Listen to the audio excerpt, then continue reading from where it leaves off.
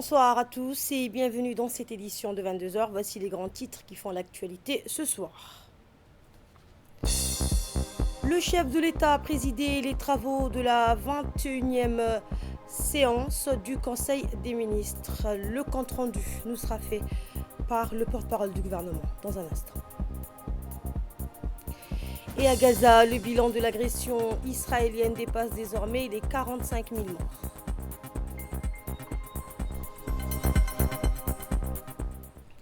Sous la présidence du chef de l'État et chef du gouvernement Ismaël Omar Guelleh, la 21e séance du Conseil des ministres s'est tenue ce mardi 17 décembre 2024. À l'ordre du jour figuraient 11 points essentiels qui ont été examinés. Écoutons tout de suite le compte-rendu avec le porte-parole du gouvernement. Sous la présidence du chef de l'État, Son Excellence M. Ismaël Omar Guelleh, s'est tenue la 21e séance du Conseil des ministres en ce mardi 17 décembre 2024. Étaient inscrites à l'ordre du jour 11 questions. La première question concerne un projet d'arrêté portant approbation du budget prévisionnel du Palais du Peuple pour l'exercice 2025. Le budget du Palais du Peuple est présenté en équilibre en produits et en charges à 350 819 000 francs Djibouti. Le budget est en progression par rapport à celui de 2024 et passe de 341 800 000 francs Djibouti en 2024 donc à 350 800 000 en 2025. Les produits prévisionnels sont constitués des revenus de location de salles et des espaces à hauteur de 89 millions de francs Djibouti et de la subvention de l'État à hauteur de 261 800 000 francs Djibouti. Les charges de l'exercice s'élèvent à 350 800 000 francs Djibouti. Les principaux postes sont les achats, 19 millions de francs Djibouti, les services extérieurs, 119 millions de francs Djibouti, qui sont en diminution, moins 2,4 millions de francs, et les charges de personnel sont estimées à 173 millions de francs Djibouti. Ces dernières augmentent de plus de 10 millions de francs Djibouti, avec la revalorisation des émoluments de la troupe du 4 mars. La masse salariale représente 66,3% de la subvention de l'établissement. Outre les charges d'exploitation, le budget prend en charge les travaux d'entretien et de réparation des bâtiments. La deuxième question concerne un projet d'arrêté portant approbation du budget prévisionnel 2025 de l'autorité de régulation multisectorielle de Djibouti. Le budget 2025 de l'autorité de régulation est présenté en équilibre en produits et en charges à 218 833 000 francs Djibouti. Ce budget se décline comme suit. Fonctionnement 188 millions de francs Djibouti, investissement 30 700 000 francs Djibouti. Le budget connaît une augmentation de plus de 95 millions de francs Djibouti.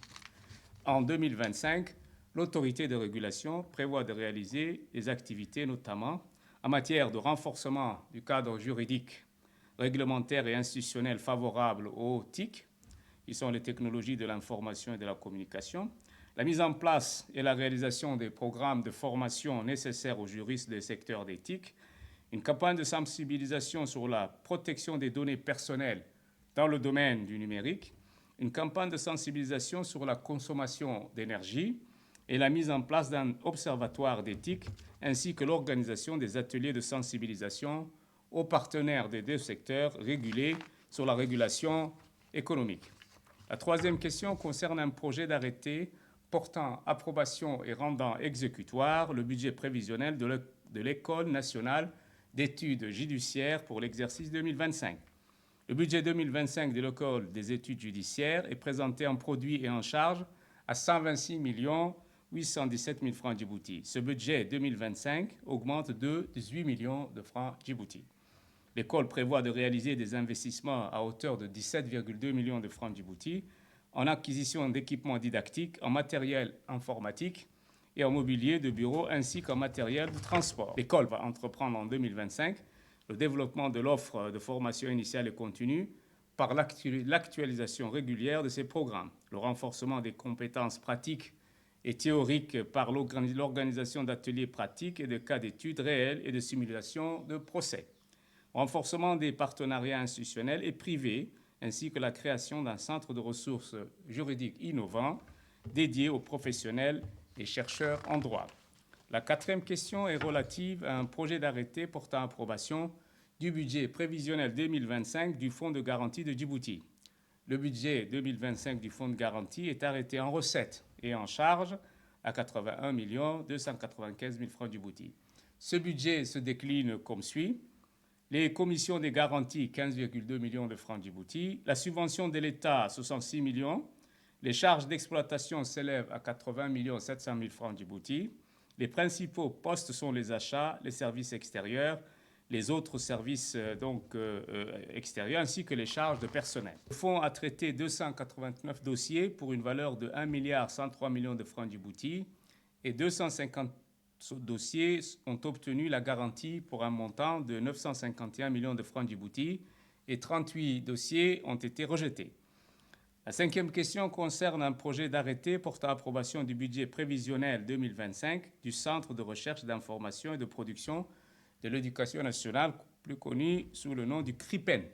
Le budget du CRIPEN 2025 est présenté en équilibre entre charges et produits à 475 747 000 francs Djibouti. Ce budget connaît une baisse et passe de 478 900 000 francs Djibouti en 2023 à 475 700 000 francs Djibouti. Le budget du CRIPEN se décline comme suit. Le fonctionnement, 307 500 000 francs Djibouti et comme investissement, 168 millions de francs Djibouti. Le budget d'investissement est destiné à l'acquisition de matériel audiovisuel pour la production des émissions télévisées, l'acquisition des mobiliers destinés aux nouveaux bâtiments, la poursuite de la révision des programmes des manuels et outils didactiques, l'installation d'un ascenseur, et matériel informatique et l'acquisition de matériel de transport. Pour la rentrée scolaire 2023-2024, le CRIPEN a imprimé 176 titres et a mis à la disposition des différentes structures d'enseignement un éventail de supports didactiques et pédagogiques. La sixième question concerne un projet d'arrêté portant adoption du budget prévisionnel 2025 du laboratoire central du bâtiment et de l'équipement. Le budget 2025 du laboratoire central est arrêté en produit à 378 millions de francs Djibouti et en charge à 315 936 000 francs Djibouti, avec un résultat bénéficiaire donc projeté à 2 63 000 francs Djibouti. Les produits de l'exercice connaissent donc une baisse de moins 23 600 000 francs Djibouti et passent de 401 millions en 2024 à 378 millions de francs Djibouti en 2025. Le laboratoire central va réaliser des investissements de près de 83 500 000 francs Djibouti en acquisition de licences, de logiciels, en terrain d'aménagement et installation, en construction et en installation technique, en matériel et outillage, ainsi qu'en acquisition de matériel informatique et mobilier de bureau. Le laboratoire va ouvrir une deuxième antenne commerciale et va renforcer la décentralisation du laboratoire dans les régions. Et nous poursuivons ce compte rendu avec le porte-parole du gouvernement, Mahmoud Alius. La septième question est relative à un projet d'arrêté portant approbation du budget prévisionnel du Diwan des biens WARF pour l'exercice 2025. Le budget 2025 du Diwan est présenté en recettes à 575 296 000 francs Djibouti et en dépenses à 573 810 000 francs Djibouti, avec un résultat net excédentaire. Il y a une augmentation de ce budget par rapport à l'exercice précédent.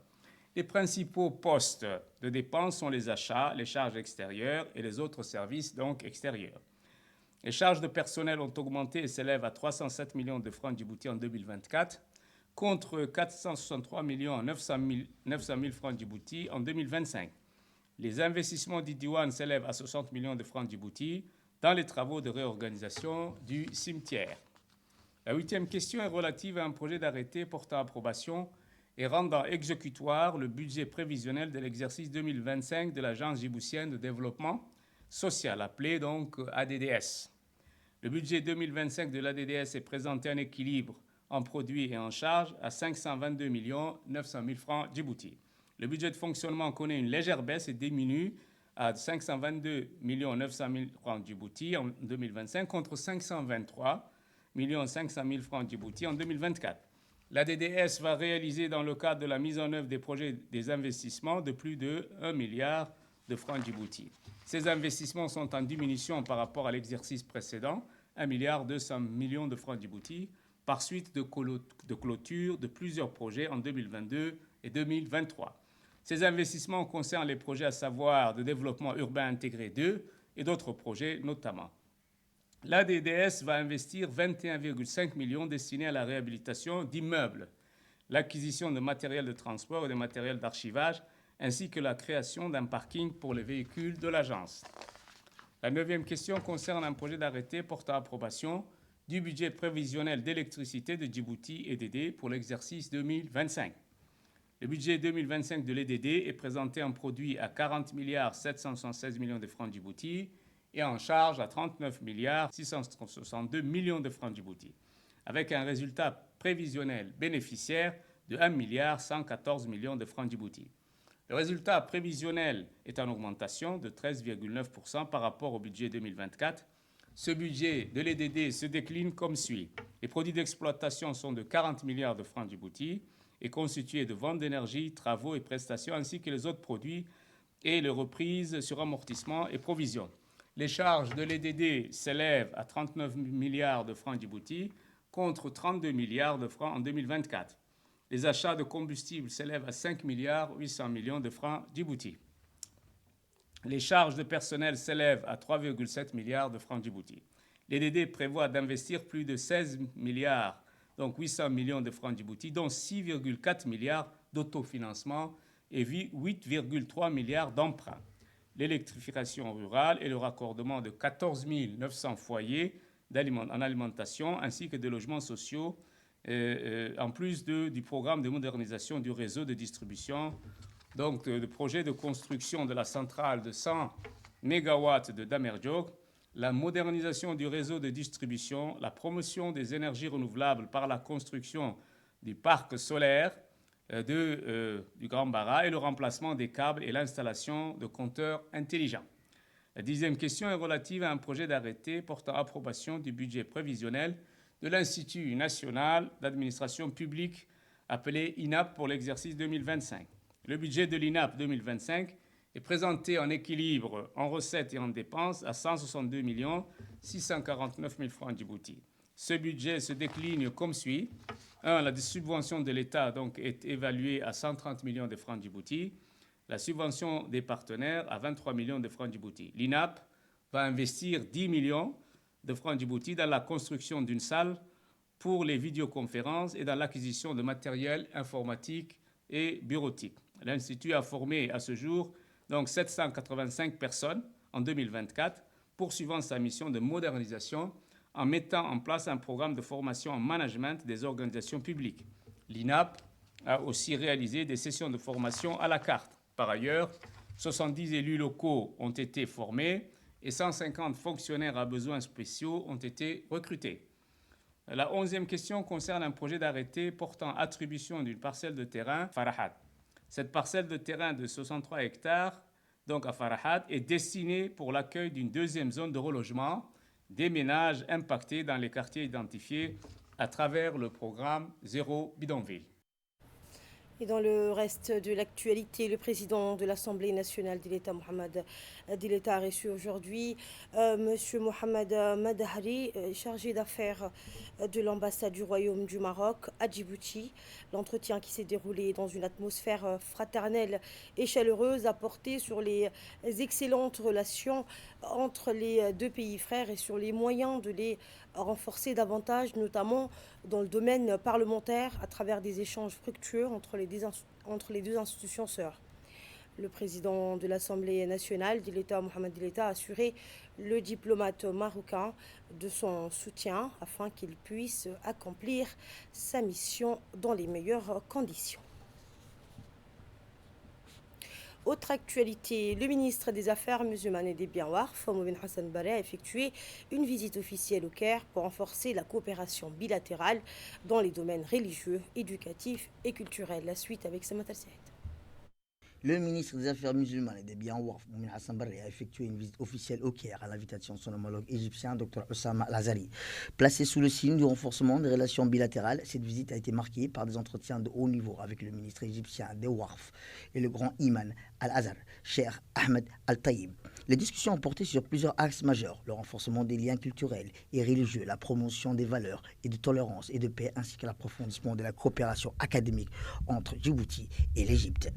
Le ministre djiboutien a également pris part en tant qu'invité d'honneur à la 31e édition du concours international du Saint-Coran, un événement prestigieux qui témoigne de l'attachement commun des deux pays à leur héritage islamique. Lors de la cérémonie d'ouverture, le ministre égyptien a salué l'excellence des relations bilatérales et la profondeur des liens historiques et fraternels unissant les deux nations. M. Momin Hassan Barre a pour sa part réaffirmé l'importance de cette visite dans la consolidation de la coopération bilatérale, notamment en matière de promotion des valeurs islamiques et de modération de tolérance de paix. Le ministre était accompagné par M. Al-Sallassi Ahmed Abdallah, directeur général de l'Institut Al-Wasatiya, ainsi que M. Abbas Abdurrahman, Farah, chargé des communications du ministère. Lors d'une réunion de travail, les deux ministres ont examiné les moyens de développer les programmes de formation et d'enseignement du Coran à distance. M. Momin Hassan Barre a présenté la vision nationale de Djibouti, inspirée par le président de la République, son Excellence Ismaël Omar Guelleh, qui œuvre pour la cohésion sociale et l'unité nationale. Par ailleurs, le ministre des Affaires musulmanes a eu un entretien approfondi avec le grand imam d'Al-Azhar, Cheikh Ahmed Al-Taïb, portant sur des initiatives telles que le développement des formations avancées à l'Académie mondiale Al-Azhar, la création d'un centre d'enseignement de la langue arabe pour les non-arabophones. Cheikh Al-Azhar a exprimé son soutien total aux initiatives djiboutiennes dans le développement de l'éducation académique, en réponse à M. Momin Hassan Barre, qui a exprimé sa profonde gratitude pour ce soutien précieux et a adressé une invitation officielle au grand imam pour une visite prochaine à Djibouti. Cette visite a jeté les bases d'un partenariat stratégique entre Djibouti et l'Égypte. Le ministre égyptien des Waqf, le Dr Oussama Al-Azhari, a salué la visite de son homologue djiboutien, Momin Hassan Barre, en soulignant l'importance de sa participation à la 31e édition du concours international du Saint-Coran. Il a mis en exergue la portée capitale de cet événement qui reflète l'engagement constant de la République arabe d'Égypte à promouvoir la mémorisation du Saint-Coran et à diffuser ses enseignements à travers le monde arabe et islamique. Et de son côté, le ministre des Affaires musulmanes et des biens Waqf, Momin Hassan Barre, a exprimé sa profonde satisfaction d'être en visite en République arabe d'Égypte à l'invitation de son homologue. Le ministre a salué la 31e édition du concours international du Saint-Coran, un événement prestigieux organisé par l'Égypte, et a qualifié le centre culturel islamique de la nouvelle capitale administrative du Caire de réalisation remarquable. Ce centre, selon lui, enrichit l'héritage de l'Égypte dans le service du Saint-Coran et la diffusion de ses sciences. Le ministre a souligné que ce centre représente un véritable phare scientifique islamique. Également dans l'actualité, le ministère de l'Énergie et des Ressources naturelles, en partenariat avec le marché commun de l'Afrique orientale et australe, Comesa, a organisé ce matin au Sheraton Hotel un atelier de renforcement des capacités visant à améliorer les pratiques de régulation dans le secteur de l'énergie. Cet atelier, qui se déroule sur 2 jours, a pour objectif de sensibiliser et de renforcer les compétences des acteurs du secteur énergétique dans les pays membres du COMESA. Les travaux menés avec l'appui d'experts du COMESA ont été présidés par le secrétaire général du ministère de l'Énergie, Mohamed Akile Ouaes. L'ouverture de cette première journée a rassemblé les représentants du COMESA ainsi que les responsables des différents départements du ministère de l'Énergie. Cet événement vise à promouvoir des pratiques de régulation plus efficaces et durables afin de soutenir la croissance économique régionale tout en optimisant la gestion des ressources énergétiques. Lors de cette session, les participants ont eu l'occasion d'échanger sur les meilleures pratiques internationales, d'approfondir leurs connaissances des instruments législatifs et techniques et de renforcer leur capacité à mettre en œuvre des politiques énergétiques adaptées aux défis contemporains. Le secrétaire général du ministère de l'Énergie, Mohamed Akile Ouaes, a rappelé que le gouvernement djiboutien considère l'énergie comme un secteur stratégique, un levier essentiel de sa politique de développement socio-économique et le moteur du développement durable. Nous l'écoutons. C'est un grand honneur aujourd'hui pour moi de m'adresser à vous à l'occasion de cet atelier sur la régulation du secteur de l'énergie. Cet atelier est organisé avec le concours de la COMESA qui est présente aujourd'hui ici, Je tiens à exprimer mes sincères remerciements à leur égard et à vous tous pour la participation et l'intérêt que vous portez à cet atelier. Alors, le secteur de l'énergie, nous le connaissons tous, constitue un pilier fondamental pour le développement économique et social de notre pays, mais aussi pour toute la région de la Comesa. D'où l'intérêt de cet atelier et les échanges et les discussions qui auront lieu, que je souhaite fructueuses. Dans un monde de plus en plus connecté, l'accès à l'énergie fiable, durable et abondante, abordable est crucial pour soutenir notamment la croissance industrielle et améliorer la qualité de vie de nos populations. Cependant, la gestion de ces secteurs est complexe. Elle nécessite une régulation efficace et adaptée aux enjeux contemporains. Notre pays n'est pas en reste sur la mise en place de cette régulation, notamment par la mise en place du régulateur multisectoriel de la République de Djibouti. Nous sommes donc particulièrement heureux aujourd'hui de voir cet atelier qui rassemble les experts de l'Afrique de l'Est, les plus grands experts. Je suis heureux aujourd'hui de signaler la présence de notre ami Alfred ici, ancien directeur général de RORA, la régulation de Rwanda, mais aussi de régulateur de l'énergie de Maurice. Donc 2 fois directeur général de 2 pays. On est très heureux qu'il soit là aujourd'hui pour partager ses expertises avec nous tous et notamment avec l'équipe du nouveau régulateur qui est présente ici. À la une également, la 4e réunion du Conseil de l'enseignement supérieur de l'autorité intergouvernementale pour le développement l'IGAD, également appelé le Forum des universités de l'IGAD, s'est clôturé dimanche à l'université de Djibouti après 2 jours d'échanges intensifs et constructifs. L'événement a réuni des universitaires et des experts en éducation de la région afin de réfléchir aux stratégies de développement de l'enseignement supérieur en Afrique de l'Est. En marge des travaux de cette 2e journée, une visite guidée a permis aux délégations des pays membres de l'IGAD de découvrir les infrastructures de pointe de l'université de Djibouti. Les participants ont notamment visité Arc Lab, un laboratoire de recherche avancé en génie civil doté d'équipements modernes. Ce laboratoire encourage l'innovation et la recherche de haut niveau grâce à un apprentissage pratique et collaboratif destiné aux étudiants et chercheurs. La visite s'est poursuivie au Fab Lab, un espace de fabrication libre d'accès équipé de technologies avancées. Ce laboratoire, quant à lui, propose des outils open source dédiés à la conception, au prototypage et à la réalisation de projets innovants. La délégation a salué les infrastructures modernes et le rôle central de l'Université de Djibouti dans le renforcement des capacités régionales. En tant que pays hôte, l'université a offert un cadre propice à la réflexion et à la coopération autour des défis et des opportunités liées à l'enseignement supérieur en Afrique de l'Est. L'événement s'est conclu par un appel à l'action pour une mise en œuvre effective des recommandations adoptées au cours de ces 2 jours de discussion.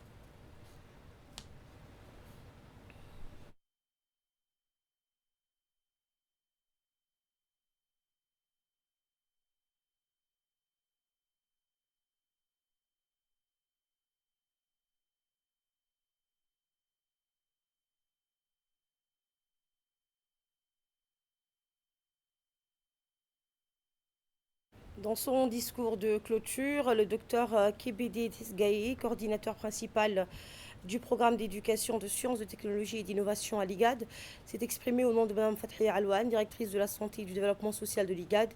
Il a salué l'université de Djibouti et son équipe de communication pour la réussite de l'événement, tout en exprimant sa gratitude envers les participants pour leur engagement. Par ailleurs, il a souligné les défis particuliers auxquels font face les étudiants réfugiés. À cet égard, il a annoncé que l'IGAD travaille actuellement sur la mise en place d'une bourse dédiée aux étudiants réfugiés. Cette initiative vise à faciliter leur accès à l'enseignement supérieur et à promouvoir l'inclusion sociale et éducative dans la région. La troisième étape de la tournée dédiée au programme de microfinancement met en lumière les avancées à Petit Douda où la construction de puits équipés de pompes solaires et de systèmes d'adduction d'eau a permis d'améliorer durablement l'accès à l'eau, soutenant ainsi l'agriculture locale et la résilience des agro-éleveurs face aux défis climatiques. La suite dans cette séquence.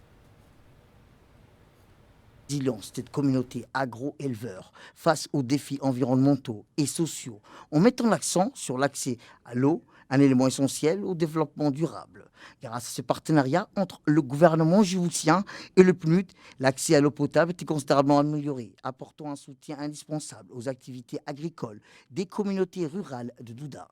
Ici, à Petit Douda, la construction des puits traditionnels équipés de pompes solaires ainsi que des réservoirs d'eau et l'installation de systèmes d'adduction ont permis une utilisation efficace de l'eau pour l'irrigation, contribuant à la préservation des ressources hydriques. Les activités du premier projet réalisé en 2021 ont consisté en la construction de 10 puits destinés à l'irrigation des jardins, ce qui a permis d'améliorer l'approvisionnement en eau pour la culture. Dans le cadre du second projet lancé en 2023, les actions ont été renforcées par l'équipement des puits avec des pompes solaires, ce qui a contribué à rendre la production agricole plus durable. De plus, des réservoirs d'une capacité de 32 mètres cubes ont été construits et un système d'adduction d'eau a été installé pour garantir un approvisionnement fiable, durable et respectueux de l'environnement. Nous avons demandé une grue pour l'exploitation de la culture au chef de l'État. Et notre doléance a été acceptée. Et le chef de l'État nous a envoyé la grue pour l'exploitation de la culture. Cette grue va considérablement améliorer notre soutien indispensable aux activités agricoles de notre communauté rurale. Hier, une opération d'envergure menée par la section de recherche et de documentation avec l'appui du GIGN a permis de mettre un terme un trafic transfrontalier d'armes blanches, notamment des poignards traditionnels. L'affaire a débuté la veille lorsque des gendarmes et des agents des douanes en poste au PK51 ont intercepté un individu transportant une quantité importante de poignards destinés à la commercialisation.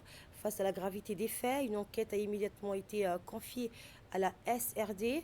Les investigations ont révélé que l'importateur présumé de ces armes blanches